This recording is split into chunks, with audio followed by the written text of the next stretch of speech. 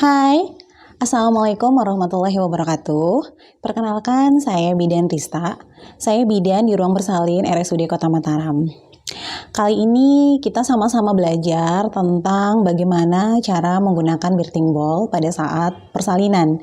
Ya, jadi di sini kita akan membahas tentang apa saja manfaatnya, kemudian apa saja kontraindikasinya yang tidak boleh dilakukan selama terapi birthing ball. Kemudian kita juga akan mengetahui tentang kapan melakukan birthing ball dan kapan tidak boleh melakukan birthing ball. Jadi semua akan dibahas tuntas pada video kali ini. So, simak videonya sampai selesai ya, Moms.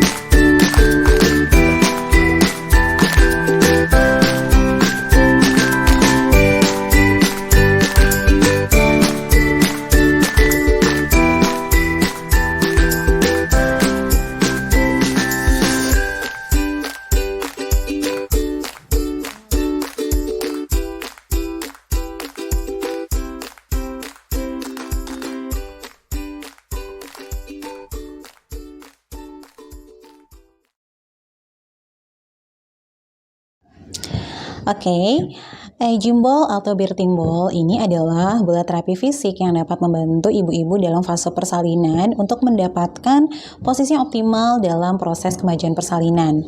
Dengan menggunakan gym ball ini, nyeri yang kita rasakan itu akan dapat terkontrol dengan baik.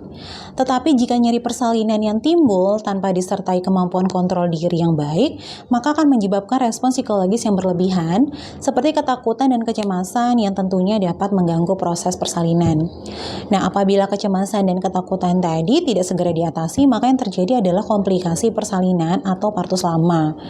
Jadi persalinannya menjadi lebih panjang. Dengan duduk di gym ball ini, kita bisa menciptakan rasa nyaman karena dengan elastisitas dan lengkungan yang dimiliki oleh bola ini, dia dapat meningkatkan pelepasan hormon endorfin. Jadi endorfin ini adalah endogenis morfin yang disebut dengan morfin alami yang dapat memberikan rasa nyaman. Jadi Tuhan tidak pernah lupa menciptakan nyeri kita itu ternyata ada antinya, yaitu hormon endorfin. Gerakan lembut di atas bola ini juga akan dapat membuat kepala bayi menjadi cepat turun. Karena beberapa gerakannya itu mampu melatih jaran lahir kita menjadi lebih elastis dan lentur. Dan gerakannya tadi juga mampu membuat panggul kita itu bisa bermanuver. Jadi dia meluas ke samping kiri, meluas ke samping kanan, depan, dan ke belakang. Dan juga dapat mengurangi tekanan pada tulang ekor. Selain itu juga, terapi birthing ball ini akan membuat ligamentum atau otot di sekitar panggul dan paha itu menjadi lebih rileks. Nah, sehingga apabila terapi ini kita bisa terapkan pada kehamilan, dia dapat mengatasi keluhan-keluhan selama kehamilan, seperti nyeri pinggang, kemudian dan nyeri punggung. Karena dengan sendirinya kita dapat mengkoreksi tubuh kita untuk mendapatkan postur tubuh yang optimal. Karena kebanyakan pada saat hamil, postur tubuh kita kurang pas dalam menyangga tubuhnya, yang semakin lama itu adalah semakin berat di depan. Otomatis keluhan umum seperti nyeri pinggang, nyeri punggung itu sering terjadi selama kehamilan. Jadi wajar sekali dengan terapi birthing ball ini kita dapat merasakan kenyamanan, mengurangi keluhan-keluhan yang terjadi, dan pastinya dapat membantu proses persalinan dengan mempercepat terjadinya pembukaan. Nah, yang perlu kita perhatikan lagi adalah ukuran gym ball yang kita gunakan. Nah, kita harus memastikan tinggi badan. Apabila tinggi badan kita di atas 155 cm, kita bisa menggunakan gym ball berdiameter 75 cm. Tetapi apabila tinggi badan kita kurang dari 155 cm, kita bisa menggunakan gym ball berukuran 65 cm. Pada prinsipnya adalah panggul itu harus lebih tinggi daripada lutut atau minimal sejajar. Nah, jika panggul kita lebih rendah, maka yang terjadi adalah pintu atas panggul justru akan tertutup.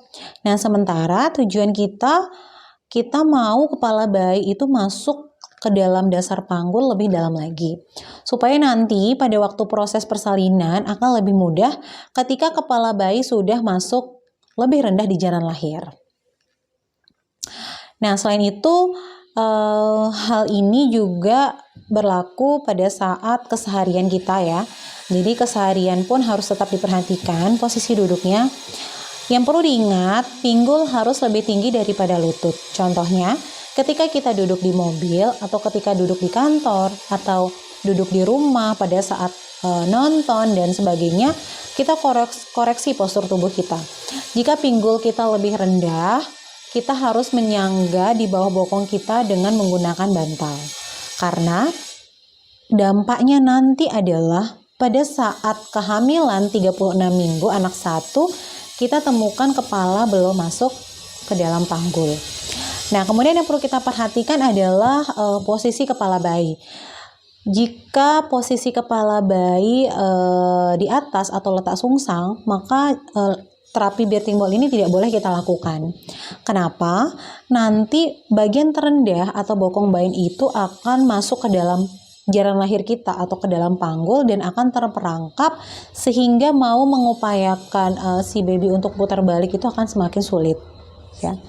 Kemudian terapi birthing ball ini juga sangat dianjurkan dilakukan pada masa kehamilan, tentunya pada usia kehamilan 28 minggu dengan catatan kepala sudah berada di bawah. Tetapi jika ibu-ibu mengalami faktor resiko atau kecenderungan terjadinya persalinan prematur, maka terapi birthing ball ini tidak boleh dilakukan. Tetapi bisa dilakukan di atas usia kehamilan 36 minggu. Selain itu, pada saat melakukan terapi birthing ball ini, kita juga bisa melakukan pijat endorfin.